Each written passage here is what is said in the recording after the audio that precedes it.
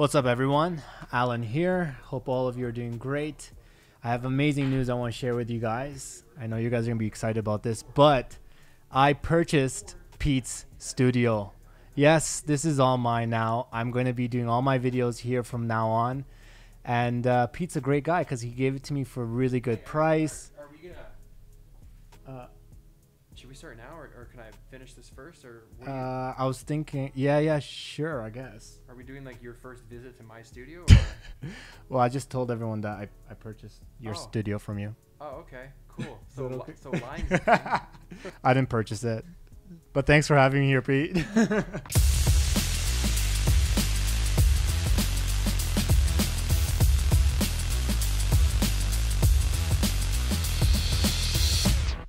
All joking aside, this is Alan's first time at the studio. Yeah, I'd love to believe that I own this place now, but I don't.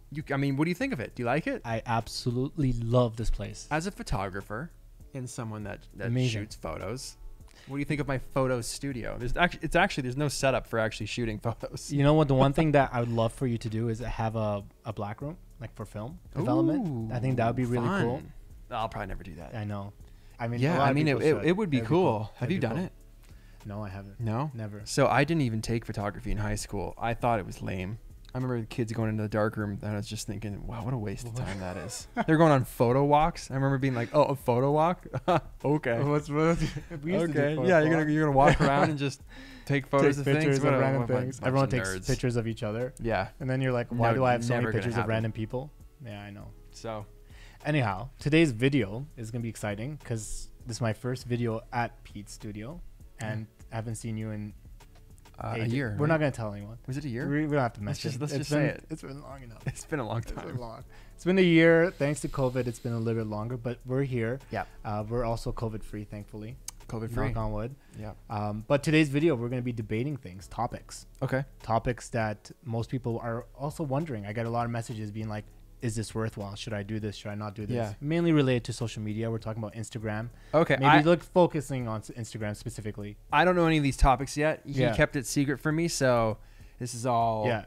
You know what? I kept it a secret from him because I want to see his answer in the moment. My genuine reaction. Because if he takes time to think about it, then I might not get the right answer for you guys. Okay. Well, hit me. Let's do this. All right. Topic number 1, debatable. Should you do IG carousel images? Yes, but in my opinion, not like you do them. Oh, I'm sorry. See, this is why it's said. Your carousels are probably like the best I've seen on Instagram because you're man. a great photographer and everyone watching knows that. I just feel like you waste so many photos that you could just continue posting but maybe that's just because it's an issue that I have. I'm always running out of content to post. And then I see you with like 7 pictures every single time you post. And I just think that's 3 months. 3 months of your content. 4 posts are like 3 months of content for me. So maybe I'm projecting like my issue. Do you know what I mean? Like, and I'm saying, and I'm okay. Well, like I just, that's a waste, but maybe it's a waste for me, not for you. Like how do you actually do that? Yeah. I mean, I thought about it too. I think I've overdid it a little bit. I won't lie. Oh, okay. I think that I need to relax with how many carousel images I actually put together, because at the end of the day, like, I don't need to post a carousel every single time. The only reason I did it in the beginning was because it was new and it was a great opportunity to utilize images that maybe you didn't like, because I can't post sometimes mediocre. You know how we have such high standards on social media that we want to post the best content possible. So if we post a half-ass image and then we realize, okay, that actually shouldn't have been shared, there's no going back. But with a carousel, you can always hide it amongst the better photos. I liked that it gave you the ability to tell more of a story of maybe what you did during a day or an event that you attended or multiple facets of a product. By swiping through, you could see all those different frames, which was cool. I just never had enough to do that with. And I gotta say, I hate the little white dot square in the corner. I hate that that's on all my photos, because now all I see on your page is just white squares. Damn it, I should get rid of those white squares. It's the same reason I hate posting a video, because it's like I don't ever do it, and then you have a video camera icon. And I'm like, I have a big thing with icons. I know. I just can't do it. You never post a video. Never. I don't never think I've ever posted a seen video. you post a single I've video on never Instagram. done it. Is he going to do it? I'm never gonna do it. I'll make him do it. Watch, guys. I'll delete my account before I do it.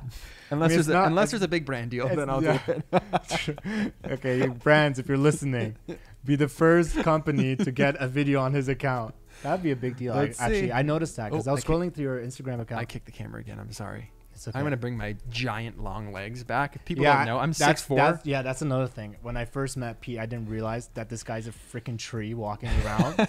Because we met for the first time. I'm like, wow, you look much smaller in your images than you do in real life. Yeah, until you see me standing beside Maddie, and then everyone's like, Penn and Teller? Remember when I'm not even going to mention that. I took studio pictures of them one time. We had to put Maddie on a like a yeah, stool. No, everyone knows. Yeah, I've got photos of him on an Apple box. Maddie always comes up in our conversations. Yeah, that's Maddie. I miss you, man. Yeah, we're always thinking about you, bud. Okay, so yeah, carousels. Carousels. On the fence. Use them for sure. Not as much as you. Okay, and for me, I think use them, not too much. Maybe just stop using them. I think I've depleted my resources, and due to COVID, I can't travel, so I haven't been able to create really good content. So yeah, you got to stop. You got to take it easy on those. I'm taking a pause on that. All right. That was good to walk through. That was a really good therapy session for me. I feel good about it. Topic number 2. Okay. Highly requested topic to discuss, actually. Camera hack videos. You know, the ones that are going viral where people are like, oh, like on TikTok? On TikTok. Oh, okay. Take a picture and then show behind the scenes of the video. Those are popular right now. Yeah, I have my opinion on them. Okay. What's yours? I'm a bit sick of them now. I don't want to say I created camera hacks because I didn't. Well, you did start a trend. Well, I posted a video that went viral with camera hacks. It was not the first camera hack video ever made. Mm-hmm. It went viral. It was popular. Not as viral as these are going by any means. These are ridiculous. And I think they're cool. I think they're creative and I think it's interesting. But it's kind of like a one-off thing. To recreate one of those hacks would be recreating the image exactly with none of your own taste or flair to it. You'd like glue all these pencil crayons around a lens and like it looks awesome. Yeah. It's super creative. That's cool, yeah. But if I was going to do that, I'd just be stealing the exact shot. So for me, I'm like, well, I just enjoy watching it, but I would never actually do it. Absolutely. Myself. I think that they are creative. They're definitely creative. But I think with the abundance of people doing them, they kind of lose that wow factor. And it is pretty much about the wow factor. Like these images are created so that you're like, whoa, how did you do this? And then the video shows you exactly and demonstrates it. But do they live long? I don't think they live long. And I think with photography, you have to really appreciate your photos much more than just to create something that you know is going to go viral for the sake of going viral. I guess it depends like what you want out of whatever it is you're doing. Yeah. If you're like, hey, I don't care about photography as a artist on like on a level of like a real professional that wants to do this forever. Yeah. I just like making content and this works and I'm creative with it, then I think that's cool. Yeah. And I think that's, go for it. I'm a little tired of them now. I see a lot of them and they start to feel like they're the same video. Yeah, they're same. But I mean, I'm sure I've done that kind of thing too that people are tired of. I don't know. They're fun. I mean, continue doing them by all means. Don't stop doing them, but try to take a spin on and do something different. I would say, enjoy consuming the hacks people are creating, but maybe just don't recreate them exactly because there's no way to not make it an exact clone of what the originator did. Absolutely. Yeah, that's true. Yeah. Next topic. Okay. Curated IG stories. What do you mean? You know, when people take the time to create these amazing IG stories like and spend hours and dedicate all their day to making them. Okay. Is it worthwhile? Do you actually necessarily need to do that? I think it depends on the person, but I like it a lot. Mm-hmm. I skip through stories on a daily basis at rapid speed. Yeah. But when I get to something that has some thought behind it, some feeling, and I can tell work was put into it, I know that there's probably a message in that story that this artist that I'm choosing to follow wants me to enjoy or consume or be brought up to speed on. So I actually like it, and yours are amazing. Thank you. And I've come to, like, if you post a story, I'm excited to check out what it is because I know it's usually not just going to be something like avocado toast or something. Yeah, I mean, the thing is, like Pete said, I love avocado toast. Yeah, me too. Yeah. I mean, you can never go wrong with avocado toast. Let's put that out there. Yeah, I think it's one of those things, the purpose. What is the purpose behind it? Like I used to do these stories where I was teaching people photography tricks and, you know, giving them examples of how I do things. In that sense, it was really nice because then you're almost like archiving a small little booklet of information for someone. But on a daily basis, it does become overwhelming, and I don't recommend you guys spending too much time doing it. Because at the end of the day, people are still going to be doing this to your IG stories. And so if you spend hours really curating the content on your IG stories, you're missing the bigger picture, which is just really focus your energy on the things that might be a little bit more important. Yeah, I agree with that. Yeah. It's hard though, because at the same time, I'm like, if the right person sees those stories and they work for, if you want to do this for a living, and they work for a brand that they control the marketing department for, and they're like, oh, that'd be perfect for us. Yes. Let's hire this guy to do that. Which is what's happened to me several times. Right. Before, So now you're synonymous and you're known with that style, and people want it and they'll pay for it. And if you're never doing it because you're like, nah, people are just going to swipe through anyway, well, then what's the point of even doing anything? Yeah. Because people are still going to swipe through my photos. So why even bother putting effort into editing? Yeah.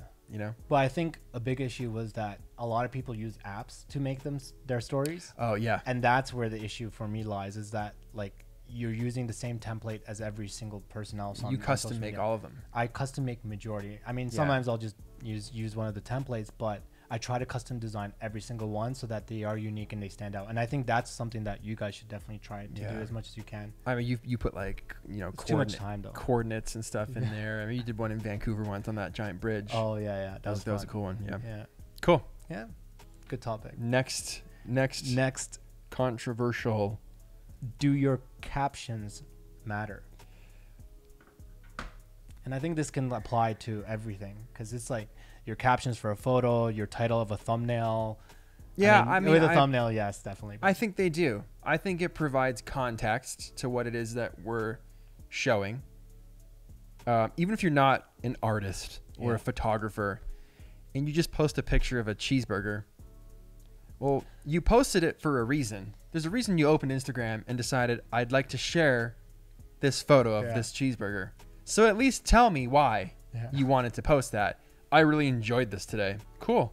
Well, it looks great. I'm glad you've enjoyed it. The reason I'm laughing is because Peter's references always relate to food. Do they really?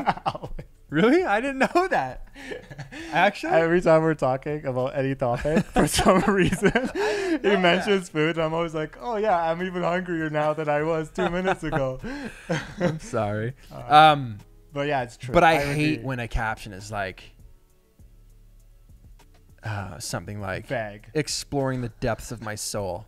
And I'm like, it's a palm tree. Yeah, it's a What palm is that tree. even? Why are you saying those things? That's dumb. I know. I don't like that, right? I think it's because people are still trying to really dive deep into their soul and try to be as poetic as possible. And you can do that without having to be super vague and being cheese about it.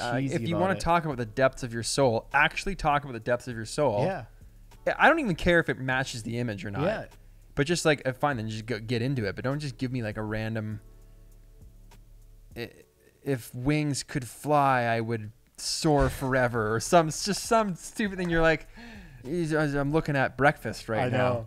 Or people who have captions that are like, they have another meaning behind them. It's like they're hiding their emotions. You know what I mean? The ones that are like, oh, there's so many. I'm sure I've seen it. I mean, maybe I take too much time reading people's captions and they're realizing that, like, why did I just spend my time reading this? But sometimes I read captions and I'm like, wow, that was really interesting or really insightful, or I learned something about this region or this photo or this person or this portrait or this.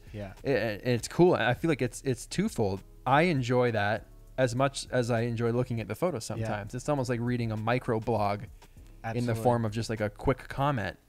And sometimes I just funny. Yeah. And I laugh and the hashtags are funny, or it's comedic and I enjoy that too. Yeah. So I think, it does matter because it also speaks to who you are as the person creating the work. Absolutely. It's not just like, here's my photo and I'll just remain anonymous, but it's like, I've heard people, or heard, doesn't make sense. I've read people say, I heard Pete reading that in his voice. Oh. So they can read my words and envision me even saying it. That's cool. Yeah, you do use a lot of like punctuations and capital letters to Yeah. describe. And I can read. Actually, that's very true. And Every time I'm emojis, like, and you're like, oh, that's classic Pete. or they're like sound like they're you when you read them, you can like hear them yelling at you. Yeah. Like so Jesse Driftwood, I can really hear him. Yes.